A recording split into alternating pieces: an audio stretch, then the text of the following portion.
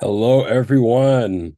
Hi, thank you for today for How to Digitally. I am the Dirk, and I'm ready to be for today's field trip 15 film called Seeds and Your Data, which aims to find out what happens to all of the personal data that we share online. When we're online, whether you're on social media or just surfing the web, we're often sharing a lot more about ourselves than we think, and that can pose a risk to our personal privacy or even our security. But at the same time, big data sets could lead to huge advances in fields like medicine. And so the film really explores ways that we can maintain our digital privacy while also enjoying the benefits of collective decentralized data. And so in today's virtual field trip, we're going to spend some time exploring how to navigate that digital world while protecting your privacy and also introduce you to the hacker mindset. And so we're going to talk about tips for managing privacy across your devices, how hacking works, how to stay safe on social media, and just how to be an empowered digital citizen in the rapidly changing landscape of the internet. So to explore all this, I'm really excited to introduce you to our two guests who will help us navigate this world. Our first guest is Matt Mitchell, who appears in the film Secrets in Your Data. He is a hacker, founder of CryptoHarlem, an anti-surveillance, pro-humanity, not-for-profit cybersecurity organization that focuses on protecting all people from technological harms. Matt is committed to using his vast digital skills as a hacker, developer, operational security trainer, data journalist for good, and he's worked in various capacities at the intersection of technology and social justice. So welcome, Matt. Thank you so much for being here. Honored to be here. Hey, everybody. Awesome, awesome. And our other guest is Danacea, who is the founder of Cyberlixir, a human-focused cybersecurity service provider for numerous nonprofits globally. Working alongside human rights defenders, organizers, and journalists, Danacea embodies the ethos of safeguarding the vulnerable. This value is further conveyed through her work on social media platforms, where she teaches cybersecurity best practices to the public and disseminates various ethical implications of technology. You can find her on Instagram at Danacea .vo and Cyberlixir, which we're all going to see today. So, Matt, Danacea, hello. Thank you both so much for joining us. Hello, everyone. Thank you for having us. Honored to be here. Yeah.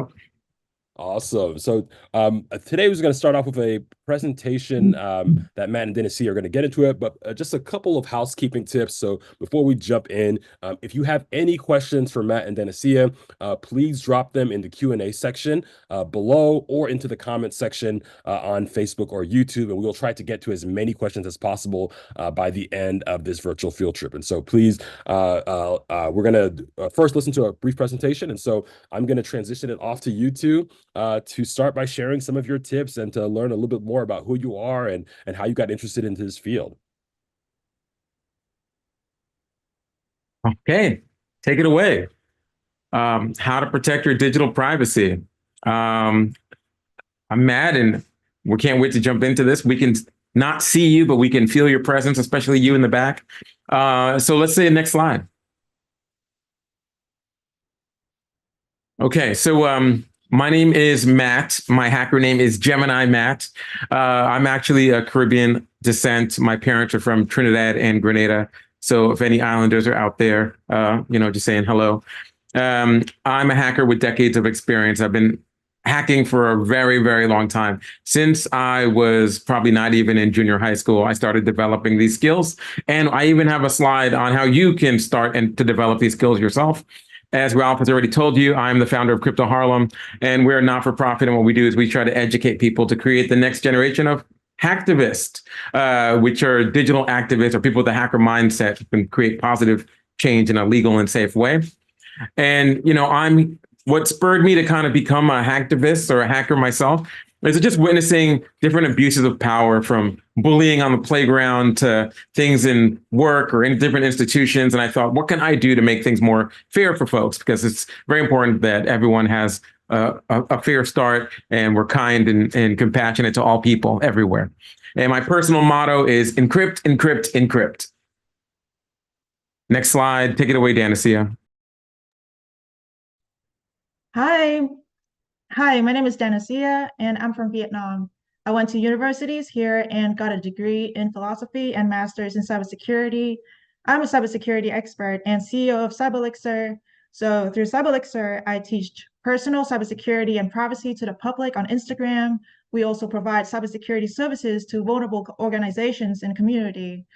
And how did I get here? Well, growing up, I was prevented from interacting with marginalized people like Black folks, poor people, immigrants, because they were considered problematic and the issues would be distractions to my future success.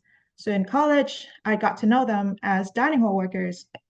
I talked to them and thought they were so cool, but also so vulnerable because of all these challenges tied to their identity. So one day I became a dining hall worker to learn more about them. And for the first time, I experienced what it was like to be unheard, unseen, undermined, and uncared for. So that moment on, I decided I'd use my knowledge and skills to protect and empower people. So while studying on my master's in cybersecurity, I was inspired by Matt and his work in advancing social justice through cybersecurity. So I created Cyberlixir to protect people in cyberspace and empower them in real life. My motto is do good and do goof. Next slide, please. So we're talking about how to protect your privacy online and how to protect your data's privacy. But what is privacy anyway? And, it's important to know that privacy is not secrecy. And when you're being private online or private with your data, you're not doing anything wrong. At the end of the day, privacy allows us to control our data. And something I talk about in the film is that it's a dial, right? And you can decide what works for you, what's best for you. And, what I always often say is privacy is a door. So you can open a door and let people in and see how you live, to break bread with you and share a meal with you. But you wouldn't be able to do that if you didn't have walls, if you didn't have curtains, if you didn't have a door with a lock on it. And there are examples of privacy in our technology, like encryption, which allows us to be private in our day-to-day. And often to this day, like when I was growing up, technology didn't have an area that just said settings on privacy or settings on security. These two things are not the same, privacy and security, but they come together and they form like a super shield that protects us in many parts of our lives. Something that we care about a lot. Next slide. So I talk about being a hacker or a hacktivist, and that's just being a digital activist, someone who's active and they're trying to do things. Now, in cybersecurity, we learned that there's a threat actor known as the hacktivist, and they're like, these are bad people. And we reclaim that at CryptoHarlem because we want you to think of it as the hacker mindset is just being curious, just wondering how things work and what's inside of things. And anything that you care about has a digital side and a digital component. And, when you get older, you might find like you'll get involved in all kinds of civic duties like voting or running for elective office and things like that. Maybe marching, maybe writing letters to an elected official. Those are all things that we can do in our physical selves. And there's like digital versions of all those things that oftentimes your voice is even louder and can spread even further, even around the entire planet, to places from like New York City to Vietnam. Now, one way that you can learn like quickly to develop some hacking skills is to try your hand at prompt injection, which is the way that we attack artificial intelligence by the prompts that we can feed it. There was recently last year, if you asked ChatGPT, which is a very popular AI engine, hey, ChatGPT, could you write the word poem forever? It would get to like saying poem, poem, poem. And then it would just break and just show you this training data, which is a very sensitive, very private data that it was like learned on and trained on. And that was a mistake and they had to fix it. So Gandalf AI, which is played here in this video, you can see it's a website you can go to. And in it, you get to talk to an AI, and your challenge is to get the AI to tell you its secret password. And it goes all the way to like level 7 and beyond, and they upgrade it all the time. And it's the kind of thing that a good hacker would do to try to challenge something, see how it works, learn how it breaks, and then tell the people who make it how to make it stronger. And that's an example of being an hacktivist. So after we're done, I hope you get a chance to check out Gandalf AI. It's a really cool implementation of prompt injections and how to defend and how they work. Next slide. Another cool thing you can do is you can learn all the skills you need for free on this website, primer.picoctf.org. And the CTF primer, and the CTF stands for Capture the Flag. Some of you might play football, like flag football or other sports. And in cybersecurity, we have a similar thing. And the introduction here is very well written and just walks you through from zero knowledge, everything you need to learn to become a hacker. And you even can take these skills and practice them out in the gym, like a gymnasium that's connected to the website, picoctf.org. So again, after this conversation, if you're inspired to maybe jump in and try to learn some hacker skills, these are great places to start. Next slide, please. One thing I want to talk about, which is very important, especially as a younger person, is staying safe online. And one of the keys ways to stay safe is to, as we say in the hacker world, trust but verify, right? We don't just automatically trust anything or anyone that we meet online. Trust is something that is earned and should be earned slowly and could be lost very quickly. It's not just granted automatically. And even when I see like someone like my friend Ralph online, and I'll see Ralph's smiling face, well, how do I know that that digital representation is really my friend Ralph? I don't. And it's really important to maybe ask a question to verify. What were we doing last week? Or this doesn't sound like you. Maybe Ralph and I have a special thing that we always bring up in the first sentence every time we meet online. Maybe a cool restaurant we went to in Boston or something like that. And these are ways that we can make sure that the person that we're talking to is someone that they claim to be in the real world. But if you ever meet someone online only, like you're playing Roblox and you meet someone while you're in the middle of the game, you don't have a real world thing to check with them. And therefore, you should always be cautious and careful on what you share with that individual. When you're talking to them, maybe you'll want, say, hey, please send me your face. Let me see what you look like. Quickly put your finger on your nose, take a picture of yourself. Like, it won't be some stock footage or some AI footage that, where are you? You're in your kitchen. Hold your spatula up and take a picture, something like that. So I know that this person is really who I think they are. These are some classic tips to stay safe online. Next slide. Now I'm going to go over some tools of the trade. As if you've seen the film Secrets in Your Data, there's a scene where I'm showing Dr. Alok Patel how to protect a phone, and I go into all kinds of extremes. And I have a few things that I would love to share to just show you right now. This is a shredder, hold up, and kind of data, B, Drive, or anything like that. I can connect it in here, and it will encrypt that for me. It has all these different ports, and you can put any kind of USB or SD card in here, hit a button, and it encrypts it. Hit a button again, and it decrypts it right back onto the source. So if you're a photographer or a filmmaker, this device is something that it's made by this amazing hacker, Wenzel. And here's the Agent Shredder screen, and boom. And it's pretty awesome. It's very simple, has a little menu on it, and it's something that you can throw in your bag. It probably weighs less than like 4 markers or something like that, okay? This right here is a regular USB, and you might stick that in a computer. And people get hacked all the time, and they find these, and they're very curious, like, well, what is inside of this thing? And when you plug it in, it might have something like, click on here. And when you click on it, you get malware or something like a virus takes over your machine. But also in hacker world, we have these kind of weaponized USBs. So this is a weaponized USB here, and it looks like a regular USB. It's a rubber ducky is what this one's called. There's a little chip inside that's basically a computer keyboard. And when you plug it in, it automatically runs a script that was pre-programmed into it, which is a bunch of automated keyboard shortcuts. And I can get a machine to do all kinds of different things. So that's what this is. It's kind of cool. In the film, I talk about encryption and the power of it and keeping your data safe. And you might put your data on an external hard drive, but do you have a encrypted hard drive? You could either use software encryption, but I prefer hardware encryption, where I have to type a particular code in here for this hard drive to work. If I plug it in, nothing happens until I get the code correct, and then it mounts and shows me my data. And this is made by a company called Apricorn, and they're pretty awesome, but there's all kinds of them. They make them as little USB sticks with little number pads on them. They make another company, iStorage, makes lightweight ones that even could be expandable. And again, encrypted, and have a little top here. It's pretty awesome. There's just like a ridiculous amount of things here. In the film, I talk about a Faraday bag, and there's a lot of different companies that make these things. You can even find them online for like as low as $7 or as expensive as like hundreds of dollars, just like a designer shirt, right?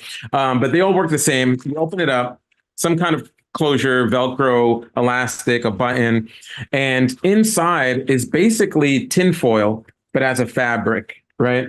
So when you look here, see that shine there? That if you were to wrap your phone in tinfoil, which is where we hear like the, oh, you're being paranoid, tinfoil hat person, right? You want to keep the signals out of your brain. Well, if you wrap any electronic device in aluminum foil, yeah, I'll just say it like that, aluminum foil, and it will block all the signal from coming out of it. So if I turn my phone off, because otherwise my phone would be screaming for signal and drain its battery, and I put it in this device, I know that nothing could go in or out data-wise to my device, my phone, and I could keep it with me and keep it nice and safe. And so that is a Faraday bag. It's always fun to play with these things. If I call my phone from anywhere or from my computer, it won't ring because it's disconnected, right? Now, we have, in order to keep people safe from surveillance, we have to know that little cameras and little microphones can be in anything. This looks like a little wall wart, something you plug in and just charge your phone. But if this one, it's like I made very easy to see that it has a little camera under the USB port there. And on the back, the camera under the plug is the chip where it stores the data, right? And you can just click on this SD card and it pops right out, and boom, you have that footage. So just to show that in our day and age, there's all kinds of very small electronics can go anywhere. I also at one point pull out this thing, which is one of many different types of signal detectors. And if you turn it on, it like lights up. Woo, right? And it can detect a Wi-Fi signal. And if a Wi-Fi signal is coming from my coffee mug, well, that would be unusual, right? And I would know that there's something here. And it has another mode where it can detect magnets. And that's what this little tube here is for, a very strong, like rare earth magnet, etc. And why would I want that? Well, a lot of times tracking devices and things like that are stored inside these. Like I have somewhere around here, an example of that as well. But I don't want to take up all the time. Just showing you one last thing. This device is a Wi-Fi pineapple. Looks like a cute little piece of fruit. It's a bag. And inside the film, I didn't really get to show you the chipset itself. And it's a very lightweight computer with 2 ports on it for antennas. You can put in all kinds of like small little antennas and screw them in here. You can get a giant antenna like this one and plug that in there. And it can find Wi-Fi just like your laptop would, but from like down the hall, outside the principal's office, to the school across the street, etc. It also can make access points. Like if I called it Starbucks and someone jumped on there, I can see the data that's traveling through their the internet with me and them. Okay, this is an example of a rare earth magnet in a case. This would go maybe like on a vehicle or under a car. And inside of this case is a small little cell phone. It's a little tracking device. So, and that's what that detector detects against. Okay, I'm almost done. Just want to show you my last little thing, which is this cool like Tomodachi, which is a video game kind of like dolphin that lives on this thing. This is a Flipper Zero, and it's like a $100 little computer that you can play with. And the more you use it every day, the more you feed the little dolphin that lives in here, and it sends you little happy messages. But the menu items are things like anything related to radio frequencies, anything related, like, so for example, if I had a hotel key card, I could copy my hotel key card and use this to get in to my hotel. If someone had a Tesla car, there's many strange videos on social media of people like opening the gas cap of a Tesla car by pushing a button on here. So it can read, record, and replay radio signals, basically. And it also has these expandable ports for you to make your own chips. There's little holes on there. You can snap that in, and you can put your own cape or other chipset on here to expand it. And it's a really fun little device, and it's very cute. It even comes with cute little stickers. Like like hack the planet here. Okay. Now, I am just about done. Just wanted to show you a few of the tools a hacker might have. My last set is just some of my favorite, like, right to repair tools. So I can open up anything. That's the best way to learn about anything, is to ask and be curious, or open, as long as you know it's safe. So just like, make sure you don't open anything that's charged or has electricity running through it. Make sure you have a teacher maybe explore these devices with you. Okay, that's it for me. Next slide, or bring it back to our slides.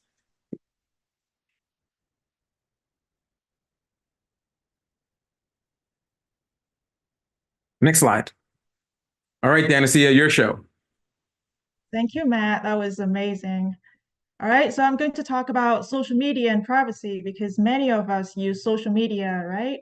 As a content creator, I share lots of information about me online. Like you can already tell from the slide, I'm interested in cybersecurity, sports, baking, music, arts, and the color purple.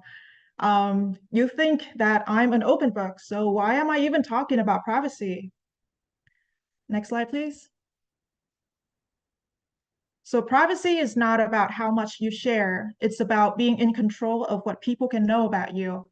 It's about having the autonomy to decide which aspects of your life are visible to others and which remain confidential. This control allows you to maintain personal boundaries, protects your identity, and also prevent misuse of your information. Next slide, please. So you might be wondering, how can people misuse my information, right? My social media accounts are set to private, so I'm fine. I'm gonna leave this talk. I'm private already. Well, you should keep watching because that's not the case, and this talk is only going to be more interesting. So all accounts are susceptible to attempts of privacy invasion. Hackers can try to steal your password and take over your account, even if it doesn't matter if your account is private or public. Impersonation, they can impersonate you or deceive you into thinking there's someone else to build trust so they can gain information or money from you. Screenshot sharing, the people you let in can screenshot what you share and share it outside. Third-party sharing, companies collect what you like and dislike for ads. Data breaches, if a social media platform is hacked, like for example, a dating platform, it can expose your private interests. Location-based risks and stalking, you don't want bad people to know where you are. And you might not really know who's good and bad out there. Like the people you let in, your followers or something, someone might hack their account, someone might be impersonating them and they can see your locations and all those things. You don't want that. Next slide, please. All right, now I'll show you what hackers do.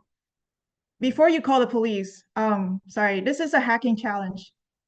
Can you pause real quick? Yeah, so before you call the police, this is a hacking challenge. All hacking without permission is illegal. So please press play. On the left, you can see the accounts that the hacker will take over. And on the right is their password cracking software. Most hackers have a list of weak, commonly used passwords, also passwords that appeared in data breaches, and they compile them into a file like this one. They will feed it into their software. And then the hacker will begin the attack just by clicking this one button. So as you can see, it automates the process of trying on all these different passwords very easily. Here we got the password. This is like a hacking challenge, and they said you got the flag. But if you scroll down, we got the password and it's admin123. Status code 200 means successful login. So when we use short, weak, and repeated password, it's very easy to hack your account. Next slide, please. So to keep the hackers away, make sure that you use strong, unique passwords for all of your accounts. I highly recommend using one of these password managers to keep your passwords safe. Like 1Password, Bitwarden, KeePass XSX. It's supposed to be KeePass XC. Sorry, I'll fix that later. And also turning on multi-factor authentication for all of your accounts. This is an extra layer of security in addition to your password. like a code sent to your authenticator app, it can help stop around 90% of attacks. If you don't know how to set it up on your software or accounts, go to 2fa.directory. It will show you how to set up the multi-factor authentication for all different services. Next slide, please. All right, so let's play this video.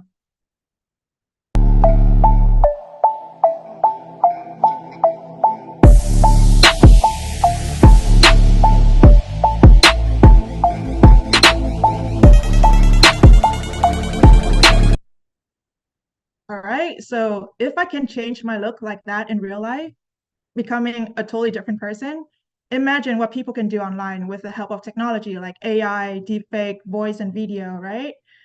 Bad people can impersonate someone you know, like your friends, your family, your teachers even. They can become someone you trust and make their profile similar to yours. So for example, if they want to approach me, they can pretend to be someone from Vietnam, take an AI generated picture of, a Vietnamese person and say, I'm from Vietnam, let's be friends. Next slide, please. So to slam the scammers, be cautious anytime you're asked to perform an action like clicking on a link, sharing sensitive info or photo. Don't let anyone pressure you into doing something you don't want to do. And I'm saying this because I know many young people get blackmailed after sharing sensitive photos, and I don't want that to happen to anyone. If you feel uncomfortable, give yourself time to process the interaction. If something seems fishy, it's probably fishy. If you realize they're a scammer, just block and disengage. You can also try asking verification questions that only you and the person you're interacting with know. Like if they pretend to be your childhood friend, hey, like we know each other from primary school or whatsoever. Then you can ask like, hey, if you're my childhood friend, who was my biggest crush? Something like that, just to see if they know the answer. Next slide, please.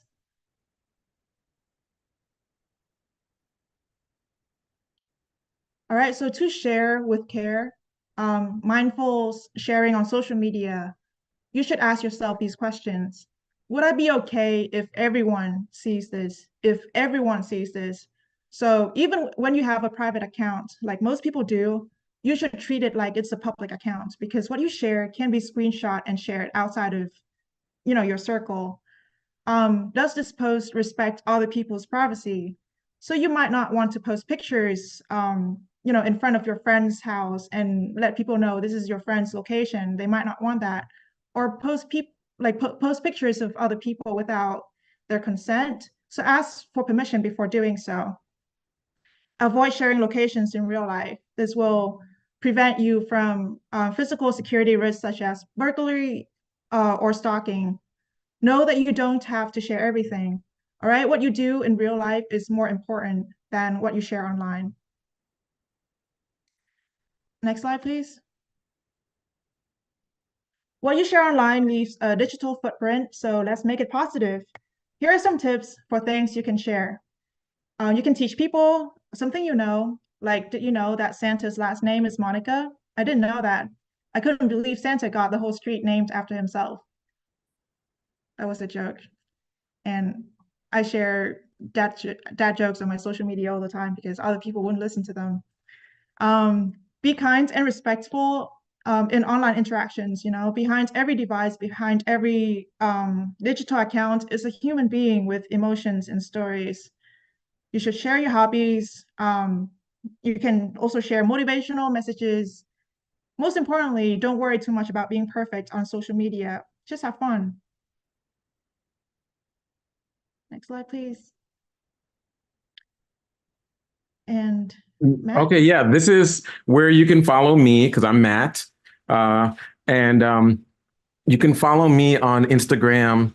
The first box is a QR code to my Instagram. I promise it's not going to take you to me waving my finger telling you not to scan QR codes. But again, it's always a good idea to check the QR code before you follow it, right? And make sure that it's what you think it is. And then the second one is CryptoHarlem. our not-for-profit, which teaches people to be safe online. All right. That's all I got to say. Danacea, that was amazing. What an amazing presentation. So much information. I'll have to watch this over again. Danacea, go ahead. Yeah, so this is my information. You can follow me on Instagram at danacea.vo, or if you want more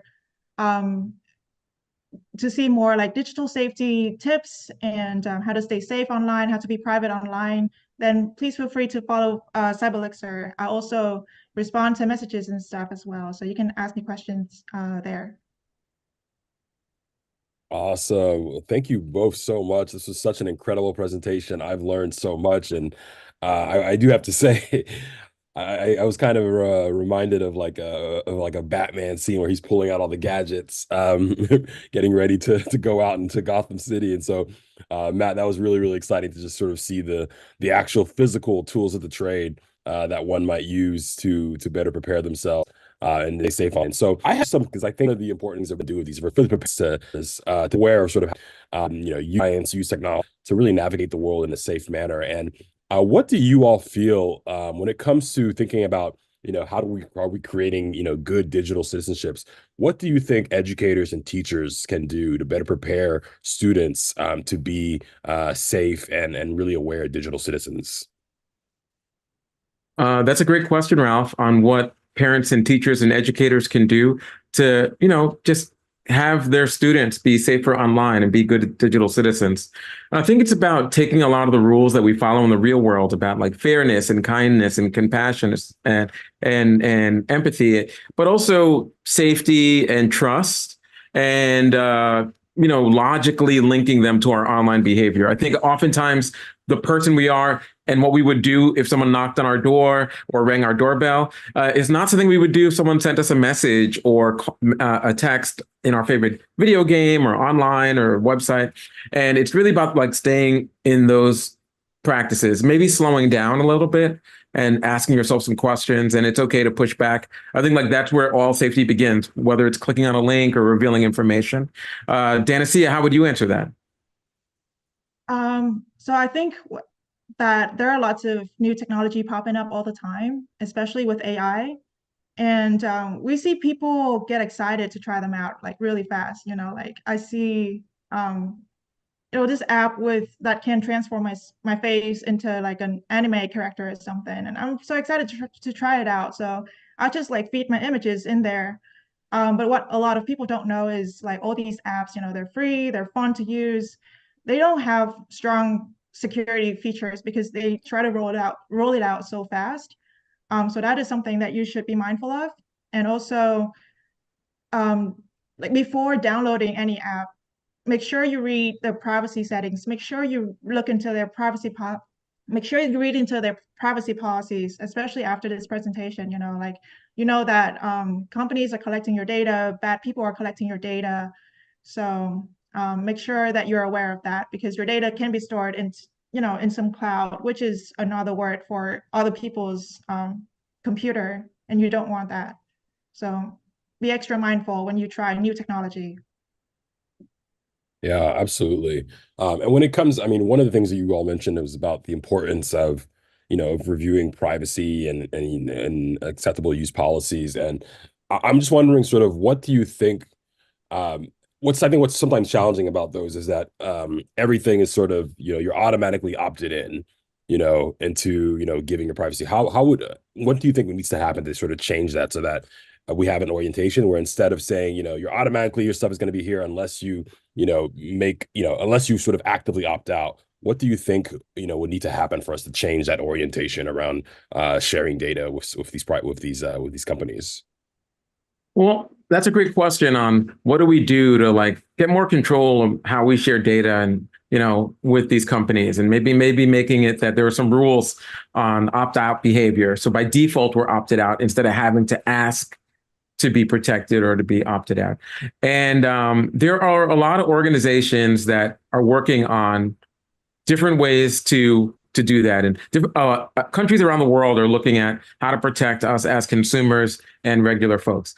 So, in the EU, the European Union, there's the GDPR, which is the General Data privacy regulation, sorry. In California, in the United States, it's basically like 50 different countries with 50 states. So in California, we have some really great consumer protection and privacy laws. And what we're seeing is different states are enacting different laws in the US. So Florida, Colorado, Utah, there are all these different privacy laws. And there's a professional organization, the IAPP, and what they keep an eye, there's the International Association of Privacy Professionals. They keep an eye on all around the world what privacy laws and rulings and ideas are happening. And they even have like a really cool map on it, which I'll share in the Slack. So it's for us to put pressure on our elected officials, to talk to companies, to use the power of our dollar, like what we'll pay for, what we'll ask our parents or guardians or whoever to get for us, and make sure that organization, that company's emailed them like, what are you doing to protect my privacy? It's important to me. They'll listen to us. Yeah, I don't like how we're automatically opted in these obscure data collecting contracts when you start using a service also. The good thing is a lot of the time opt-out options might exist and they just not let you know about those things. So this is something that I try to raise awareness on my social media as well. I recently made a post about how to delete your Google activities, and that was really popular because people were like, well, I didn't know you could use this. Or there was also a post that got really popular about how to not let OpenAI collect your data from ChatGPT. So these opt-out options do exist. You just might need to do some research or look into them more. Or Great. follow Awesome. my Thank you so Instagram much. page. Thank you both so much. So we have a lot of questions coming in. And so I'll start with some questions from the Q&A chat. Regarding passwords, somebody asked, how do you save passwords if you have limited access to internet, i.e. use borrowed computer time or library usage, especially for low-income folks? So what recommendations do you have for folks who may have limited access and don't have a device sort of that they have regularly available to them for storing their passwords? Yeah, I would say that like going to, using a shared computer system that's in a library or in a public space, there are a lot of accounts where you can have a password manager that follows you, right? Like Google has a passwords.google.com. And when you go there, you can have passwords stored and saved that only get used when you're there. Just make sure that you log out of your account. So I would say that's an example of a password manager that moves around with you because it's an online password manager. And I would look for a password manager that's online. Again, it's not just for storing your passwords. It also will generate passwords. So all you need to do is prove that you're you, and it knows when you visit a site what the password is. It could even enter it for you. And these passwords are very strong because they're very complicated. Danacea, anything you'd like to add? Yeah, what I also told like older people who are not comfortable with using technology is that, or like people with who are just not comfortable with using password managers, is they should have like strong passwords, but also make sure they have multi-factor authentication set up, because that extra layer there, it's just really important because the passwords themselves are already weak and kind of vulnerable to attacks already. So having the extra layer set up will be very important for people who do this.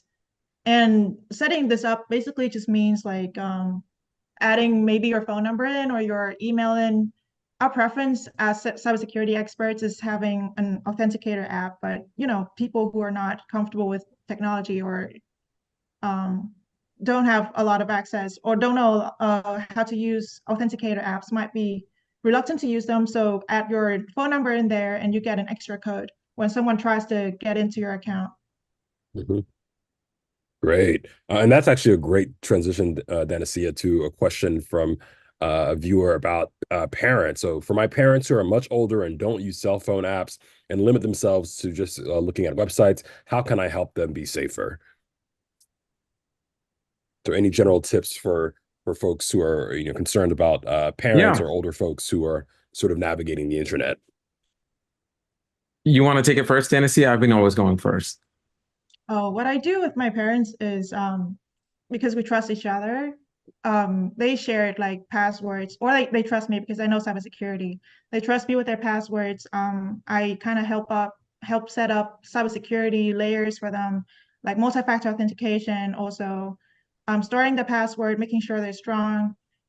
So those are the things that I do. Also, just teaching them about cybersecurity risks out there, like scammers, like don't click on any links, don't interact with strange people, or beware of impersonators. Like you might get a call from IT support on Facebook or something, asking you to share your password. Like don't do it. Like they won't ask for your password or any code that is sent to you. Matt? Yeah, I would add that there are scams that we see often, and in the United States, a lot of the law enforcement agencies like the FBI have pages on like these are things to look out for. Just reminding folks that it's not normal for your bank, any kind of finance or health information to be receiving links in your text message from them. Like, here's a link and please click on it. I'm a Microsoft tech person and I need access to your computer. Also, anything sounds too good to be true, which is a common thing. It usually is. There's a video that's free on hackers who've helped fight scammers who were stealing funds from people, especially vulnerable folks, whether they were senior citizens or people who are less computer savvy. And if I could find it, I'll share it in the link. But it explains some of the common things that happen, but they usually begin with a lack of verification. If that someone really is from this place, they should be able to verify that they are from there by emailing you from that organization or company's website to double check that they really are from Microsoft or from your bank or from your doctor's office or hospital. Because I think these are the most common things. Like it's one thing to have, issues with your account. It's another thing to be targeted to drain your finances. Also, I saw that someone asked a question about multi-factor authentication, and I feel like we should talk about it more because this is a very important cybersecurity practice that everybody should implement. So multi-factor authentication is basically just an extra security layer on top of your password. So when you log into your account, you will need to provide your password, right? So that's the first layer. The second layer is another like a different window that asks you for a code that could be sent to your phone number, your email, or it could be on your Authenticator app. And I use things like Authenticator from Google. There's also Authy if you want to download it. And if hackers have your password, and that is a lot, like that is the case for many people because data breaches are happening so frequently. If a hacker has your password, they will go through the first layer and they will be faced with the second layer. And because you only have you have your phone with the phone number or the Authenticator app or whatever you use for the multi-factor authenticator, they can't get in. Like they will be prevented from entering. And you will also get a notification from your service saying something like, hey, someone is trying to get into your account. At that point, you know that you should change your password because they probably know your password already.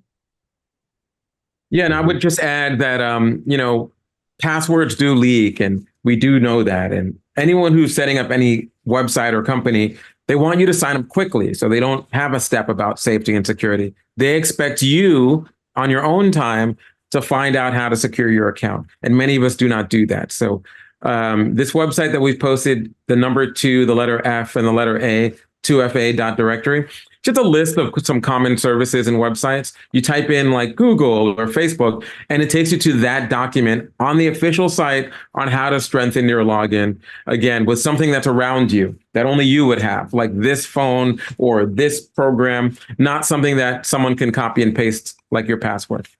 Okay. Wow, thank you both. I think that was a very super helpful breakdown. I see some folks have really responded to that in the comments. I do have we have another question, and this is about data collection in cars. Would you speak about data collection software that car companies are installing on our cars and how one goes about detecting what is installed and then how to disable it? And so I know that's a big thing, especially with so many vehicles. The Internet of Things has expanded all around us. So what do we do about that? I would say when it comes to our data in our cars, there was a story in the New York Times recently about someone whose premium was going up on their insurance. They didn't understand why, and it ends up through a Freedom of Information request to LexisNexis, the data storage and brokerage company. They do many other things as well. That every time they stepped on their brakes, their car was recording it and it was stored somewhere. And insurance companies had access to that data. And they were like, you're stepping on your brakes a lot. So we don't think you're a safe driver. We think you might be maybe overdoing it. That's why your premium's going up. Wow. Yeah. And that's something that, most people would not know. If someone could grab that article, I'll try to remember and find it and put it in here. But so again, what we can do is we can ask our auto company, like when you go to buy your car or next time you go to your dealer, you can say, are there features of this vehicle that you're aware of that collect data for others to share, not just for the maintenance of my vehicle? There are complicated rules around what data is actually ours and what data is created about us that is proprietary to some commercial company. Understanding where the line is for the car company that you tend to buy your vehicles from might make you switch to a different type of car company or a different type of policy. Inside the privacy statement is usually some of this information, and I hope that's useful to you. I also wanted to share this research by the Mozilla Foundation. They do a lot of research into privacy of like different services, different apps, different products. And you can go to foundation.mozilla.org and find out about a lot of information on which products or which services don't have good privacy features. And this is like I shared in the chat, a very good article on like the different cars and what they found by testing them, researching them. Great. Thank you so much. That's a super helpful resource. We have a few questions. We're wrapping up in a few minutes, but we have a couple more additional questions about multi-factor authentication. The first is there are there authenticator apps that allow more than one person or phone to respond? And also, when we use multi-factor authentication, does the email or phone number get passed on to the company website that we used it on? Okay, yeah, I'll answer that. When you're setting up multi-factor, it's really a good idea because it's going to ask you, okay, this is your one account and you put in your one password. What is the one code that we just texted you? And that's because you should probably be the only person using this account. However, there are times when you might find that you need to share your account. For example, if I'm a business like WGBH and I want to share login to my social media, to our entire social media staff, well, what you would do is upon signing up for the multi-factor, they'll show you a QR code. And there's always an option where you can say, I don't want to use a QR code. And it'll give you a serial number. It'll only show this to you once, so you better copy it down. And then when staff signs up and they know the shared password to this login, they all can put in that one serial number to their authenticator apps, and they'll get the same code. Instead of saying, I want to use a phone where, not everyone would have that phone, you would make sure you use a third-party app and you'd put in that code just once, and it will sync every 30 seconds. Everyone will see the exact same numbers. So the entire staff can log in. Now, if you mess up or you lose the code, you have to turn off two-factor and reset it up again. But that's a way that you can do it across multiple setups. And when you're using multi-factor, in the beginning, you might get a code through your email or you might get a code through your phone. But we would say that that's great if you're new and you just want to get set up on this stuff. But getting a third-party authenticator app, which is following a very strong standard, the UTFA's, UTF FIDO standard. The UTF FIDO standard, when you're using Authenticator app, is very strong. You'll see that it's always on your phone, and every 30 seconds, the numbers change. You don't need access to your email. You don't need access to your cell, which are things hackers could even manipulate. It will only show in this one app that's on this one device. So we would recommend that, and that's a good way to make sure that no one gets the phone number or the email that you use to get your codes. But that wouldn't be a good practice. It's not part of the standard, but people implement the standard different ways. So that's another way to make sure that no one's getting your email or phone number. Yeah, I agree with Matt. This is why cybersecurity experts prefer to use an authenticator app over phone number or email when it comes to multi-factor authentication. but something is better than nothing. Also, like very experienced hackers with lots of resources, they can intercept messages and stuff like that. But for most people, like they don't have to worry about it too much. So make sure you have it set up. Even if you're not comfortable with using an authenticator, just use SMS or email. Great. Thank you all so much. And we have a really interesting question about how would you draft or note digital assets in a will? So how would you, if you were writing a will and you had digital assets that you wanted to protect it or give to someone, and well, but you also wanted to keep them protected, what would be the process for doing that? Very interesting question. Yeah, this is a great question about, many of our physical assets, like my favorite mug, my CryptoHarlem mug or whatever, or my favorite encrypted hard drive. I can say, hey, if anything ever happens to me, give this to Ralph, right?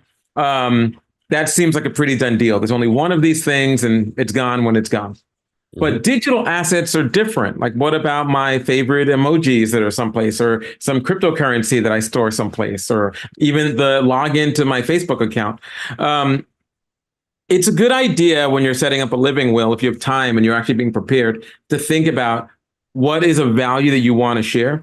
All the different social media platforms, because they want your data to still be on the platform after you're gone, has some way that people who are grieving you, like a bereavement policy, going to get access to your account. But they have a choice to do two things on most services. It's to delete your account and all your data, even though they're not you, and it's gone forever, or to put up like a memorial type site that it's kind of on there forever and people leave messages on. It's not like they get the same access that you have by knowing the passwords. That's an important thing, a distinction to understand, right? So if you want them to have the same access that you have as the user, you would have to share your password with them. And that's something that someone who sets up a will for you, who's like kind of the trustee or person who enacts the will, would have to be trusted with that information. There's some online services that try to have that information, but these are some tips. In the chat, I shared a link to the American Bar Association's estate planning with digital property frequently asked questions. And an article was written by Harvard Law School on digital assets and how to send them, because it's a little bit more complicated than I can answer in 2 minutes. So if you really want to get deeper answers, they're in the chat, but you also can search for that. Again, American Bar Association's estate planning for digital property, and nolo.com, or you can try to find it on Harvard Law. Can my digital assets pass through my will? Awesome. Thank you both so much. That's yeah, that was a really, really interesting question. So I guess our final question is really about next steps. So how can people stay connected with you? How can folks learn more? And what sort of general advice do you have, particularly to the younger folks, the students who are really sort of interested in learning more about cybersecurity? Well, I would say definitely follow us on the gram, so if you're on Insta, I'm CryptoHarlem_USA. The original CryptoHarlem account was so secure we can't get back in. And I'm Gemini Matt on Instagram. If when you're checking out the slides, which hopefully get posted along with the video, there's a slide with our QR codes to our social. Danacea? Yeah, I have two accounts, Danacea.vo for my personal stuff. You see, like there was this one slide about all of my interests. I post them there. If you're only interested in wanting to learn more about cybersecurity tips, how to stay safe online, how to be more private online, then I recommend following Cyberlixir, because my audience is like mostly people who don't know a lot about cybersecurity and just want to stay safe online. So I make it really simple to understand. I have graphics that you can share, as well as talks to explain different, difficult concepts. And I care a lot about my audience understanding. So if you have any questions, if you need me to clarify anything, just let me know as well.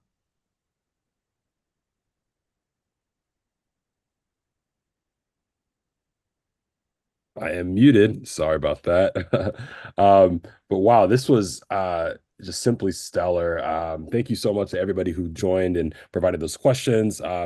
And I am just so excited that we were able to have this conversation. This is such an important topic for anybody who's living right now because we all, are now have digital lives. And so we really appreciate everybody for sharing those questions.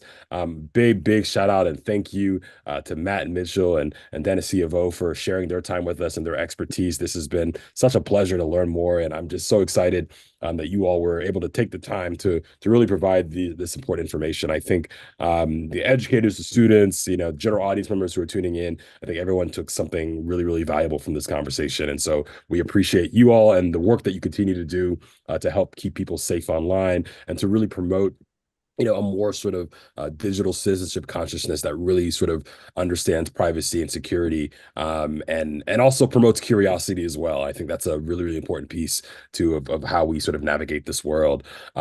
So I'd also like to thank our funders. So major funding for this project for Secrets in Your Data is provided by the Corporation of Public Broadcasting. Additional funding is provided by the Alfred P. Sloan Foundation and the George D. Smith Fund, and funding for NOVA and this program is provided by Carlyle Companies, the Nova Science Trust, with support for Margaret and Will Hurst and Roger Sant, and the Corporation for Public Broadcasting and PBS Viewers. And so if you are interested in seeing more of Matt in the Secrets of Your Data film and learning more about what happens to your data online and ways that you can take control of your digital privacy, you can actually stream the film on Nova's website, on our YouTube channel, or also on the PBS app today. And you can also follow Nova Education on Twitter and Facebook for more educational content, more virtual field trips. This is our last virtual field trip for this sort of academic school year, but we will be back in the fall with some really great events. We're going to be doing a big engineering project, and so really excited to have some great content around that. So please stay tuned for more of those updates. But yeah, thank you again. Thank you again to Matt Mitchell and Danacea Vo for taking the time to be here. Thank you to all the amazing students and educators and audience members who asked questions, and everyone who helped make this an amazing virtual field trip. See you next time. Have a great day, everyone. Stay safe online. Watch Secrets in Your Data on Nova, and we'll see you all soon. Thank you again.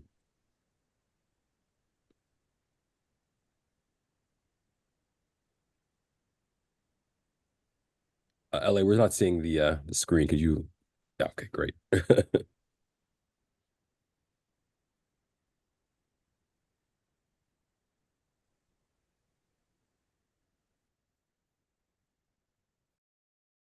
Bye, everybody.